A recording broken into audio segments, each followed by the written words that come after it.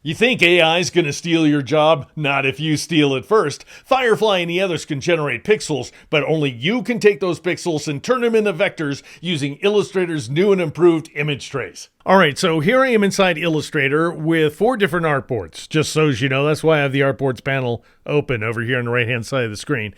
And these are the various items that we're going to trace. They're all photographic images, that is pixel-based images. The leaves have a transparent background. That's why we're seeing the transparency checkerboard. Well, I'll leave it on for now. Anyway, I started with something that I created in Firefly, which I think is really interesting. Because as things stand right now, this is the text-to-image module. As things stand right now, it may change in the future. It probably will. Firefly doesn't out of whole cloth, doesn't make vector-based artwork. You can recolor vector-based artwork, but if you want to make stuff, it's got to be pixel-based. And so I came up with this. I decided to go butterfly, whatever. Colorful butterfly, macro photography, shallow depth of field. The prompt is the prompt. What's more important here is all the junk I added. Art, which is one of the content types right here. And then these guys are various styles. So minimalism, keep it basic. Vector look, want it to look like a vector. That's why it looks like a vector, even though it's not.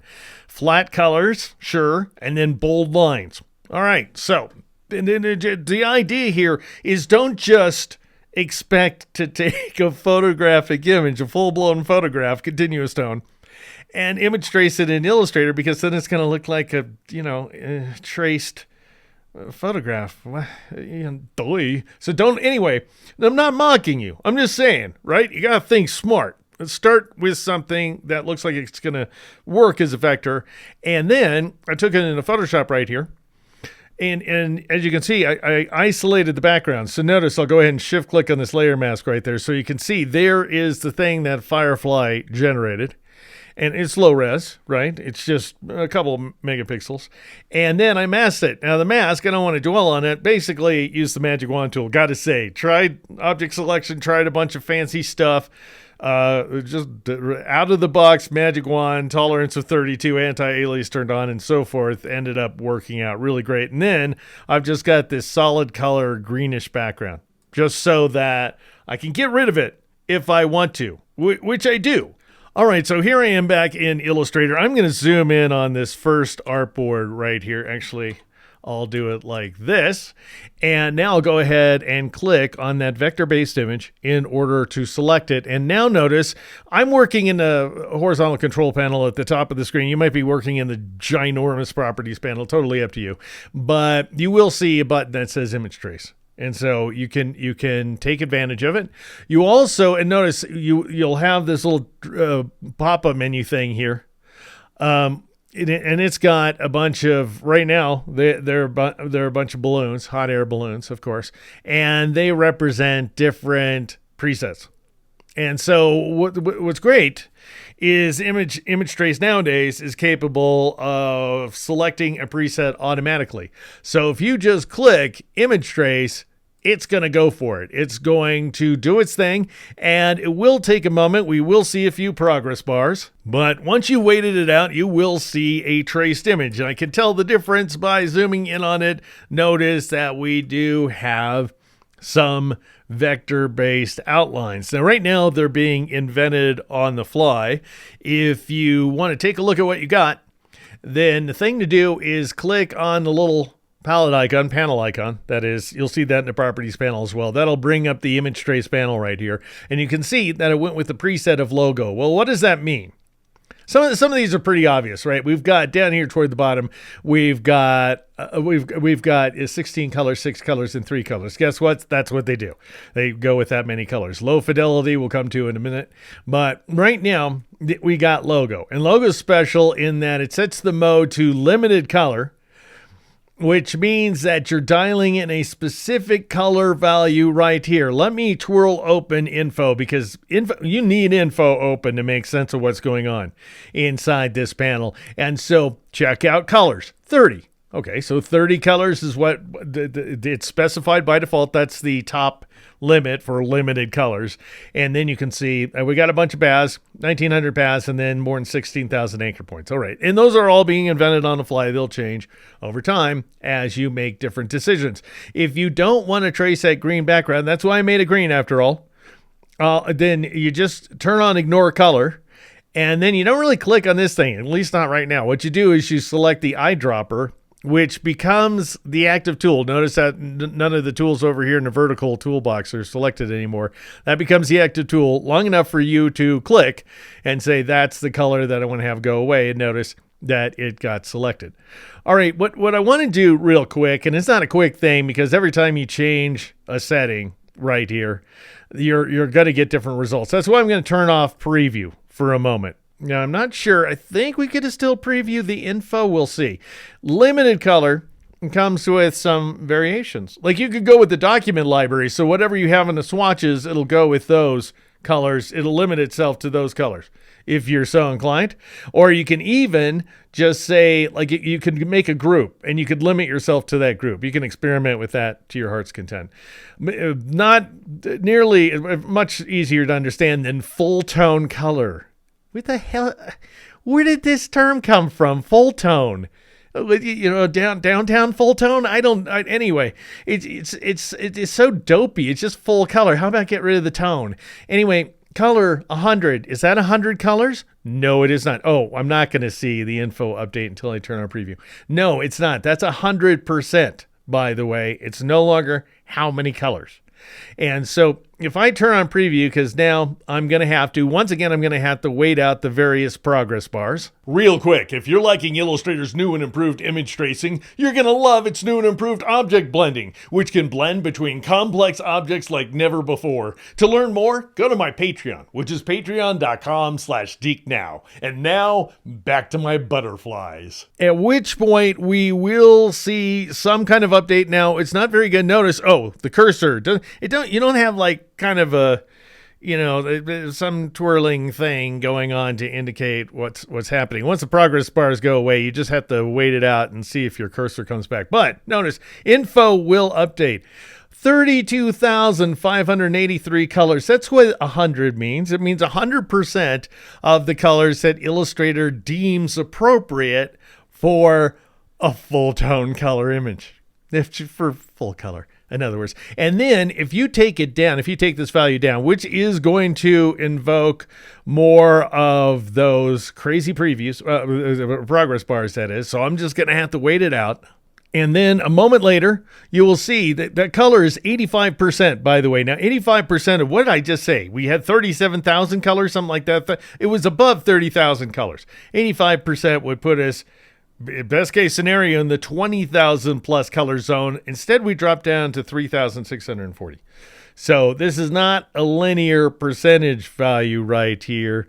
It's just the thing. You're just saying, well, you know what? Go for it. 85% of what you feel like you want. And so if you can crank this all the way down to 0, by the way, which point I'm going to be a little bit sorry because notice I'm invoking progress bars. But in due time, I will see the results, and now we're down to 263 colors. But that's still more than the top limited color value you have, which is 30. Now, I probably, for this piece of artwork, would want to stick with limited color. It makes a lot of sense because, after all, I am working with an image that I generated for the express purpose of basically enabling Firefly, for example, to generate something resembling vectors through Illustrator. All right, so I'm looking at 29 colors now because I ignored one. That's why I went from 30 to 29. But let's see how low I can take. I can take this to 2. 2 colors is going to be black and white, is basically what it's going to be. Maybe it's going to be some other color in white. But sure enough, actually, I lied, right? Because it's just one color, black. Because the white got ignored because, well, that's just what happens when ignore color is turned on. Anyway, we do get this nice, very clean piece of artwork right here. Let me see if I can come up with a better zoom value. That looks good. And notice that the background is transparent. That's why we're seeing the checkerboards. If you don't like to see checkerboards, then you could go to the view menu and choose hide transparency grid in my case, because after all, but that's not what I want. I want limited color. I want it to go back to 30. Let's see. Can I just undo? I think I can just do one level of undo. Unfortunately, where image tracing is concerned, this has always bewildered me. But I suppose there's some underlying engineering reason, but it doesn't cache that info. It just has to go ahead and regenerate it, as we're seeing right here. So we've got 19,040 paths. We've got 16,072 anchor points, and then we've got 29 colors. Now, you're not really going to get them until you click expand, but note, you should be very kind of wary of what happens. I'll go to the layers panel here, troll this guy open. It's just one layer images. And right now we have an image right there. It's this, I think this reads image tracing. It does. And that indicates that we still have the image embedded. If I wanted to get rid of it, I wanted to get rid of the tracing, just go back to the placed image, I would click revert to original, which just gives you a clean start, wipes out the tracing, and you just have the, in my case, placed image, the linked image. But if you want to convert it to path outlines instead, you go with expand, and that will convert it. It will turn it into a group as well. You then can modify all the path outlines using the various other tools in the software. All right, let's go ahead and advance to the next page here, the next artboard. And what we're seeing here is a kind of line art version of the butterfly. The reason being because I wanted to be able to trace it as a line drawing. And you can just kind of muscle your way through it, starting with a full color image, or a very colorful image in this case. However, you're better off kind of preparing the image for what it is you want to accomplish here inside Illustrator. And to give you a sense for what that looks like, here's the stuff I created independently in Firefly. So I tried to keep the same seeds. You know about that, right? You want to keep the same seed numbers and that kind of stuff as much as possible, as much as you can. I even go so far as to actually select the URLs and copy them and just throw them in a text document on an almost habitual basis anymore. But there's my guy. He doesn't look the same. He looks very similar, though. But notice it's still the same prompt, I believe. Yeah, it is. But I did change. I still got vector look, bold lines. Oh, no, I got rid of the word colorful for butterfly. We still got color, though. Line drawing, and I added black and white for all the good it did me. Notice this guy right here, color and tone set to black and white, but still got some color. But anyway, now I would take that over to Photoshop, as we're seeing right here. Very important to prep your images in Photoshop so that you stand a chance of achieving halfway decent results. And I want you to see this. Go ahead and make my layers panel a little bigger here. I've got a black and white layer sitting on top of this, a black and white adjustment layer, in order to get rid of those colors so we don't have those oranges in there. I've also masked it, you can see. So without black and white, with black and white. So, wow, that really does the number on the old watermark. And bring back the layer mask right there. Also, this is a smart object, so they have smart filters, just so I can show you what I came up with. I came up with high pass. So this is without high pass. We have some softer details. Basically, high pass is a filter. If you want me to cover it one day, I will. It's a filter under the filter menu right there under other. Very useful for sharpening and basically edge detection effects. So you're heightening the edge detail, especially if you change the blending by double clicking on this little blending icon right here. Again, we're in Photoshop. And notice that this is what the image actually looks like. That's what high pass actually does to an image. And I set the mode, instead of setting it to normal, which looks like complete and total garbage, not what I want. You want to apply some form of contrast mode. Your most subtle is going to be soft light. The least subtle is going to be linear light. And so I'll go ahead and try that guy out because I didn't want subtlety. Anyway, that's what I came up with. And I was tempted to add some find edges, which is under the stylize submenu, but then you get that. Do you want it? You could, Anyway, then I'll go back to Illustrator right here. I'll select this guy and notice that the preset is set to auto detect here inside the image trace panel, which I have open now.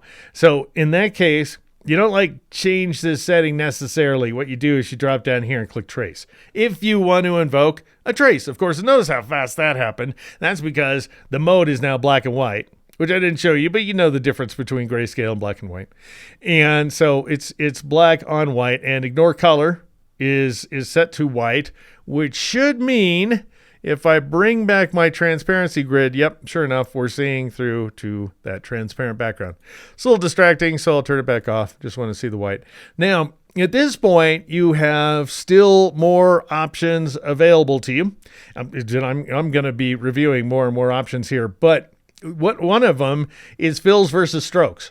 So let's say instead you want to stroke the image. So right now we're just filling in clumps of imagery. Oh, threshold. I should direct your attention to this. If you want more tracing, if you want to trace more details, you want to increase the threshold value, because this is the threshold between not tracing between black and white, essentially. So 200 is the luminance level. If you went all the way to 255, that would be white, right? And so we're tracing everything, so that's not going to work out. If you don't want to trace anything, you would set it to basically 1.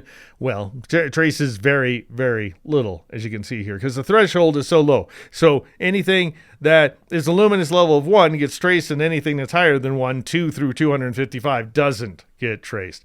And so if you want something bold and thick and stuff like that, then you would want a high threshold value. If you want something more fragile and delicate, then you would go with a low threshold value. And of course, in between the two, you can experiment. All right, I'm going to switch to a different preset because there's line art and then there's technical drawing. Technical drawing is expecting a better image in the first place, is expecting a pen and ink drawing, essentially, in order to trace it. Whereas if you have a pencil sketch or something like that, you can go with line art. Either way, it's going to replace fills with strokes. So see fills right there? It's going to switch it over to strokes in just a moment. And this is what I was telling you. See, you just kind of have to wait for your cursor to change. On a Mac, it's a little different, but then we're seeing that we are no longer doing filling paths. You can do fills and strokes together if you want. We're just stroking though. And then the big difference between line art, I'm not going to show it because it's not worth it. Technical drawing is that this value right here gets lower. So notice that's the maximum width, not minimum, maximum width in pixels that will be recognized and converted to stroked paths. So if you're going with the technical drawing, it expects nice, tight lines. It expects thinner lines. But if you're tracing something like this, presumably you would want to go with a higher value. And the maximum value right now is 100 pixels. And that's going to give Illustrator an opportunity to trace even thicker and thicker strokes, essentially. Thicker lines, what it considers to be lines, with strokes. And so now, as you can see, we do get more stuff going on. It's not necessarily a spectacular result, but this is as much stroking as you can do. All right, let's advance to the next artboard, shall we?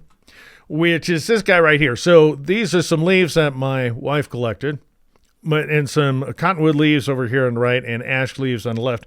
And she's trying to do a die cut project with her Cricut, so she wanted me to auto trace these for her.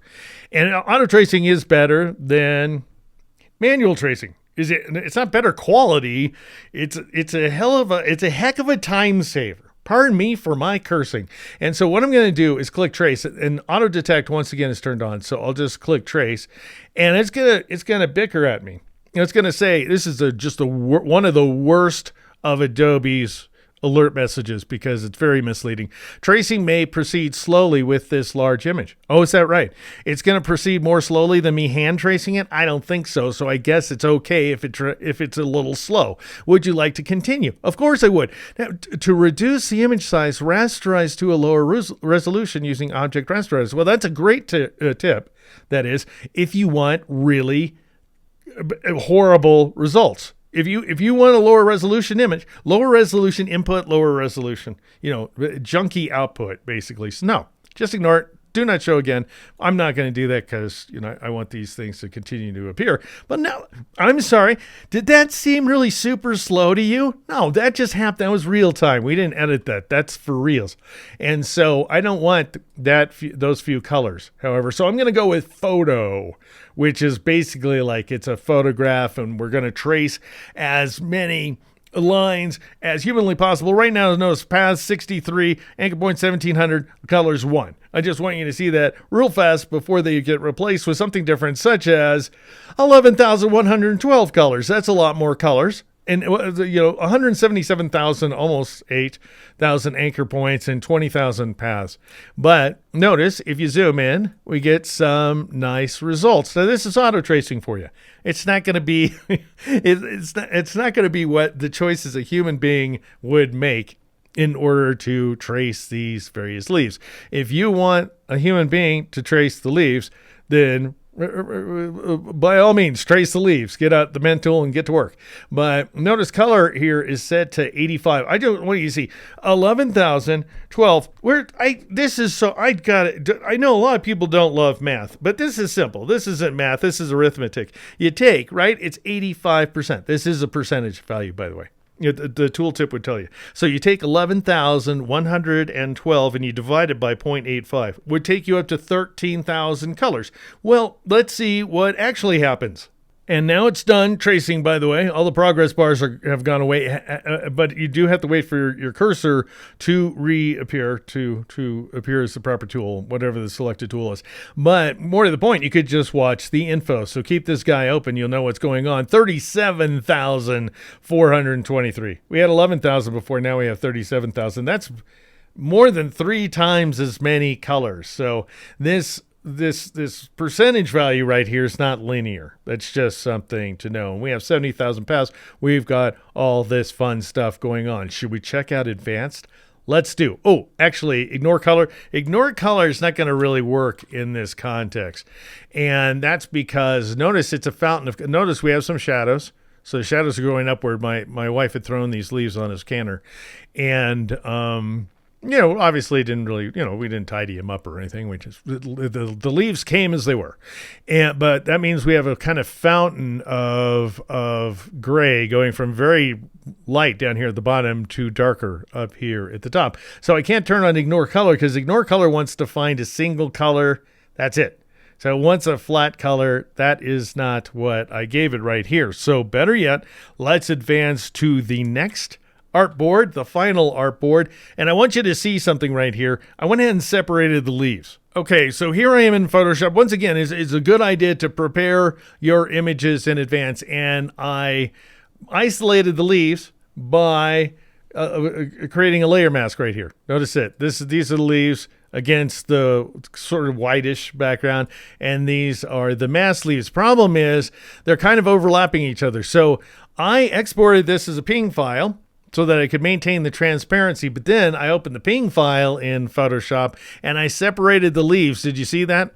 I made it so that nobody's overlapping each other. Check this. This guy's really overlapping. All the cottonwood leaves, if you take a look at them here, over on the left-hand side, they're all merging into each other. They're all overlapping, where all the ash leaves aren't. What we want, if we want silhouettes, which is what I'm ultimately going for, or even independent leaves, then you want every one of them to be disconnected. So I just basically did all this work by hand using the lasso tool. So nothing fancy. You can even tell that I've got some very questionable details like this leaf just cutting off right here, but that's fine. Anyway, here we are back inside Illustrator, and I'll just go ahead and show the transparency grid once again so you can see that these guys are all together separated. All right, so now I'll just go ahead and select this guy. I was wondering why it said expand down there. Select this guy, because we're on a different artboard now, and click the trace button again. It's going to take so long, I know. Well, we'll just have to suffer. Oh yeah, that took forever. But that is because the mode is set to black and white. So what I'm going to do is I'm going to set it back to logo because I really like that one. It's really good for low color tracing. It doesn't necessarily take forever and you get some full color results. And then you can take advantage of that ignore color thing that I was showing you. In my case, would I select ignore color? Yeah, and that way we don't trace the transparency. So that's good. All right, now I want to show you advanced. Well, you can change the colors and that will have a direct impact on the colors. Right now it's 30, 29 because we're ignoring one. I'll go ahead and twirl open advanced so we can see, if nothing else, we have this new option right here, simplify. And what that allows you, we got snap curves lines. You can, if you want to, basically take anything that's a little bit curvy and make it a straight line. You can try that guy right now. It's turned on, so you can try that out.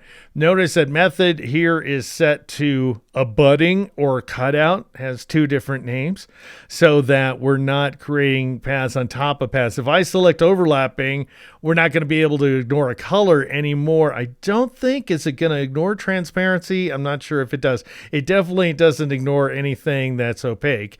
In our case, it didn't ignore the transparency. So you don't want that.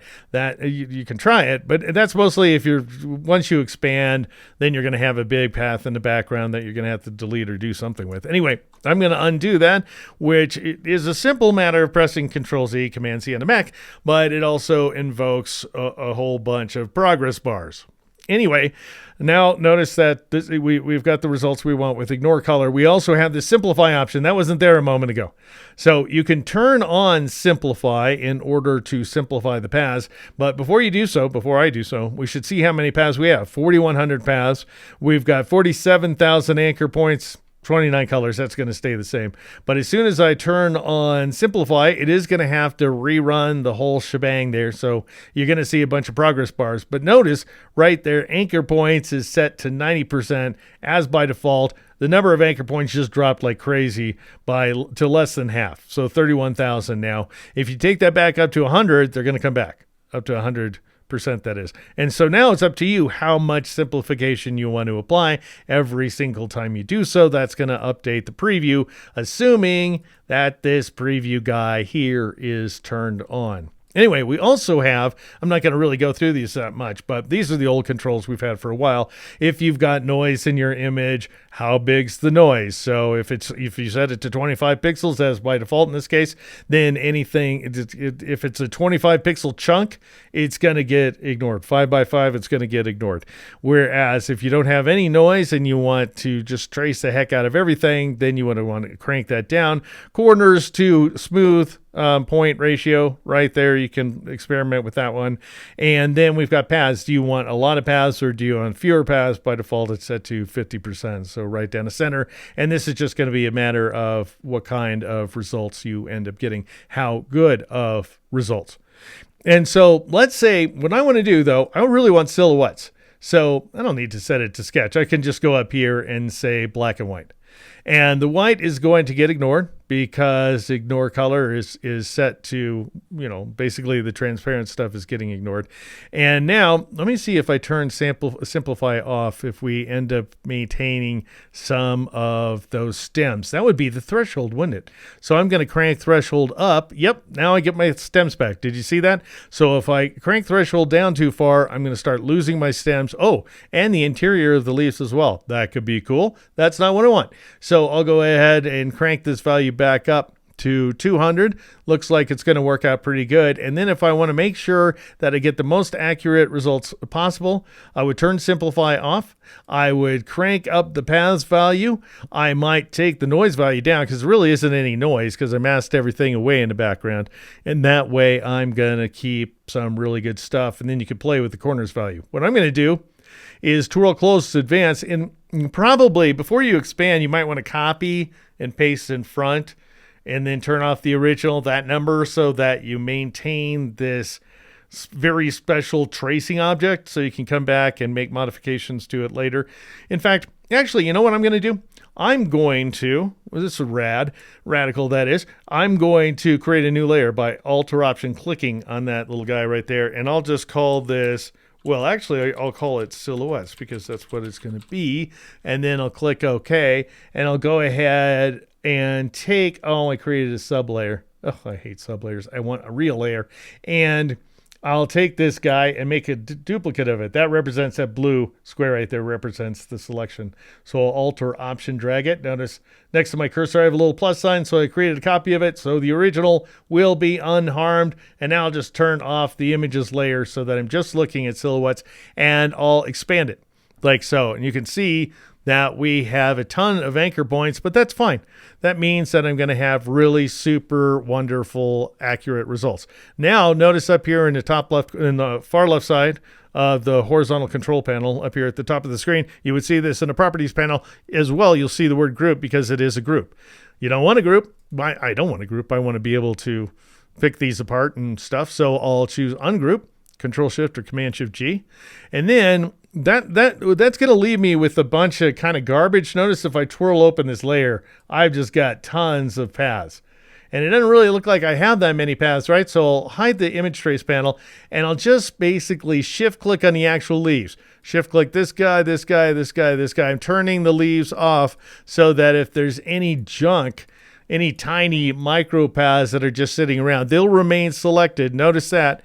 And I'll get rid of them and see what happens. Or I could do this. I could leave them there and press Control A once again in order to select everybody. Go to the window menu, choose the Pathfinder panel, and just merge everything together. Some would argue you're supposed to do this kind of thing with the shape builder. Can you imagine just dragging in there with the shape builder? I don't know why anybody thinks that's such a great tool.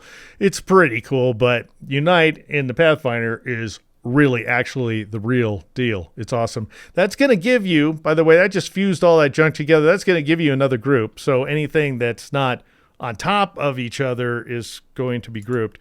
So ungroup them once again so that we have a bunch of mixed objects. And so this way, there's that guy, there's that guy. I think we shouldn't have, let me see, we shouldn't have any little garbage paths right now. I'm once again shift clicking on all, well, no, we do have some garbage paths, but you know what? I don't want them. They're detritus. They're not, they would have merged if they were any use to us. So I'm just going to get rid of them by pressing the backspace key. And now we have some very nice paths. And what I can do at this point is just select them all. And gosh, the fill's active here in the swatches panel. And I'll fill my leaves with, well, a darker green like that right there. And then I could go in there and add other details. Or I could just hand this off to my wife and she can do whatever she's going to do with her Cricut. Wouldn't that be awesome? All right, anyway, that is my overview of everything I think you could possibly want to know about image tracing, including the idea that you could take something you create in Firefly or any other AI module for that matter, and then vectorize it here inside Illustrator.